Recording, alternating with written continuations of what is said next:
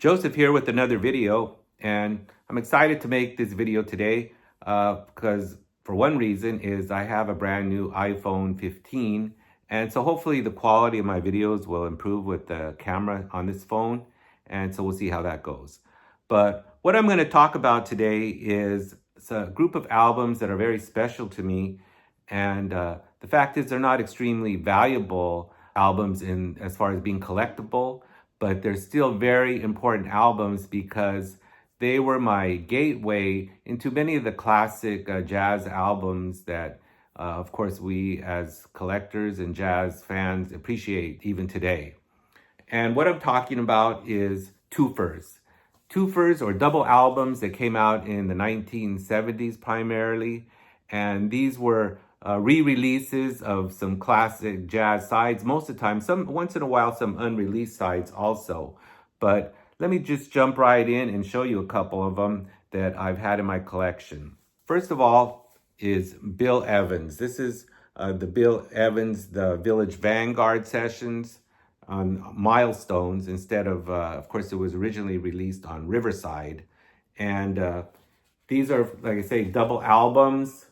And one thing that's, as much as the Twofers are a great way to listen to these classic sides, one thing that, a downside of them is, of course, they don't have the original album covers, the artwork.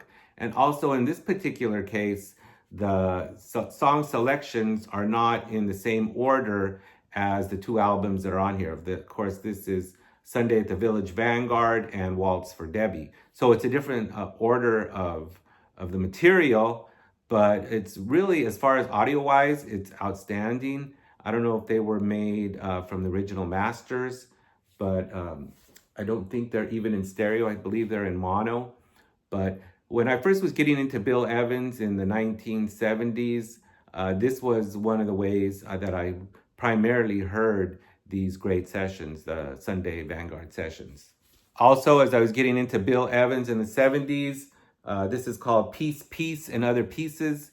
And this, of course, contains the valuable, the classic session of Everybody Digs Bill Evans, and also another album of some unreleased material, and also the sessions that he did with Zoot Sims and Jim Hall. But Everybody Digs Bill Evans. And this one is released in its entirety. It's side 1 and side 2, and it's exactly the same as Everybody Digs Bill Evans. And what's great about these Twofers is they can still be gotten for quite a reasonable price. I think most of them probably will go under $20 and in pretty good shape. But this is Bill Evans, Piece, Piece, and Other Pieces. And staying with Bill Evans, of course, I'm a huge Bill Evans fan. In fact, I have more Bill Evans in my collection than any other artist. Probably right up there is with Miles Davis. But this is Bill Evans, Spring Leaves. And this includes the sessions that he did with Scott LaFaro, the studio sessions. This is Explorations and Portraits in Jazz. And another great release. And what I also really enjoyed about these Twofers is you can see the liner notes are pretty extensive. And this was really a big plus in the 70s because, of course, that was pre-internet days. And one of the great ways to explore an artist and find out more about their life and the album at hand was through the great liner notes. Sometimes they were done by Orrin Keepnews. In this case, it's Conrad Silfert. But that was the way that I really got to learn more about these great artists. That, and of course, Downbeat magazine. My dad was a prescriber to Downbeat. But this is Bill Evans, Spring Leaves. And staying with more Bill Evans, this is the second trio. Bill Evans, of course, after the tragic death of Scott LaFaro, Chuck Israel jumped in. Of course, Bill actually stopped playing piano for, I believe, about a year after that tragedy. And once again, great liner notes, a couple photos, and the liner notes here about Orrin Keepnews. And this includes the two sessions that made up the album, Moonbeams and How My Heart Sings. And what's unusual about this album is you can look at it as an up or a plus, a downside or a plus side. But here, the song selection is not in the original order of those two albums. In those two albums, one was more melancholy, the ballads, that was Moonbeams, and the more up tempo was How My Heart Sings.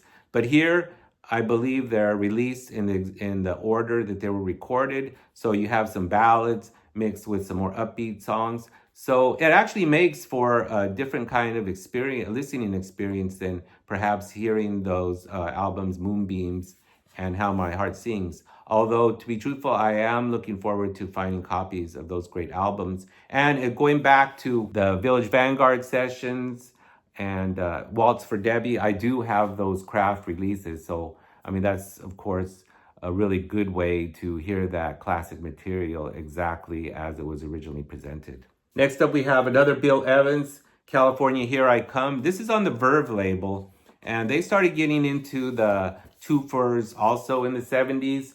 And what's great about this one here is this was previously an unreleased session. This was recorded at the Village Vanguard in 1967, and it's a group of Eddie Gomez and Philly Joe Jones. And it's a wonderful session. It's great sounding, and of course, Philly Joe really drives Bill Evans. At that time, in '67, Eddie Gomez was rather new to the trio, but obviously very, very, very outstanding. And this is a great session. California Here I Comes with Philly Joe Jones. Now switching it up. Also, one of the great ways I got into Miles in the 70s was through these Twofers. And this is Miles Davis Green Haze. And this includes the session that is Musings and Miles. And of course, the album Miles includes the first album with John Coltrane.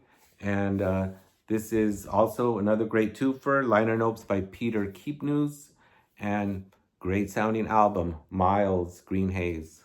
Also, you can also get the Cookin', Steamin', Relaxin', and Workin' albums in twofers, and this is one of them. This is Miles Davis. It's just called Miles Davis. And this one here in particular includes the albums Cookin' and Relaxin'. And this was actually how I first heard these classic sessions, was through these great twofers, and really helped me appreciate Miles in a greater way, because it really exposed me to more Miles than I normally would have heard. And one other one by Miles is Tallest Trees, and unusual cover. And like I say, some of the downside of these twofers, of course, it doesn't include the original artwork of the album covers. But still, I like this album. It's just a drawing, and it's like a waterfall going through some greenery. But it's called Tallest Trees, the back cover with the moon.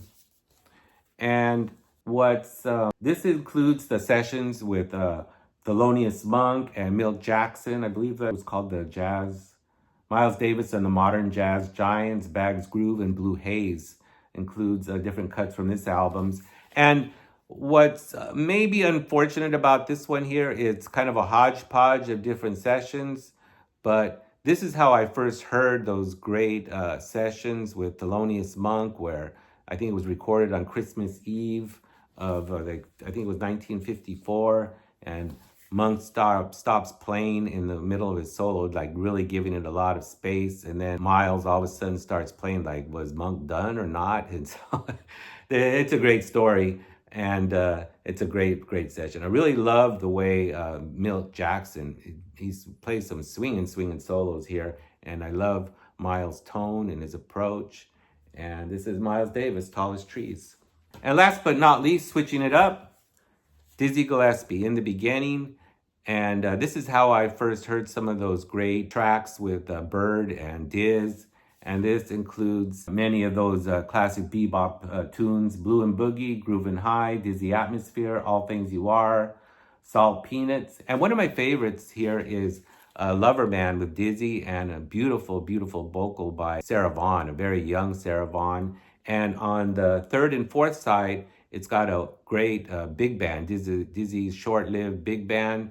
And they had some crazy bebop arrangements with Diz, Our Delight, Good Do Blues, Ray's Idea, Things to Come.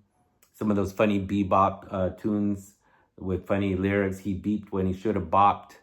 But Wonderful, wonderful early Diz where he's just on fire, him and Bird.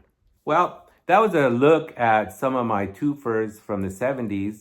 And I encourage, if you're interested in this classic music and you're not too concerned about the artwork, but just really get into the music, like Mazzy says, it's all about the music.